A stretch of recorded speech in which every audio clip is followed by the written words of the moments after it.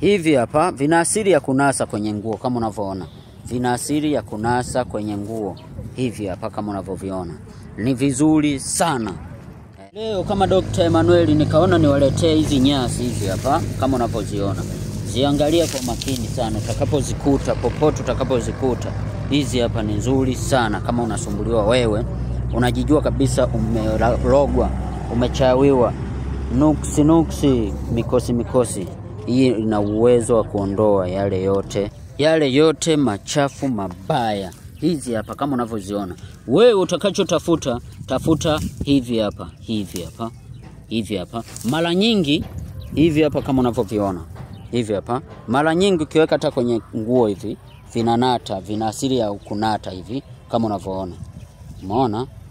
Vina asili ya kunasa kwenye nguo. Kwa hiyo matumizi ya hii hapa, wewe ambaye unajua kabisa umechawiwa, umelogwa au nyota yako haiko sawa, tumia hivi hapa kufusha kutwa hata mara 2, asubuhi na jioni. Utanishukuru sana kama Dr. Emmanuel. Sijawahi kufeli hata siku moja kwenye tiba. Kwa hiyo fanya hii hapa, utakuja kunishukuru sana. Hii hapa ni tiba nzuri sana kwa wewe ambaye unajijua kabisa una matatizo. Usipuuzie, utakapoiona tumia. Sio mpaka ukutane na matatizo. Wewe cha msingi ni kufanya tu, afu utanikuja kunipa mrejesho.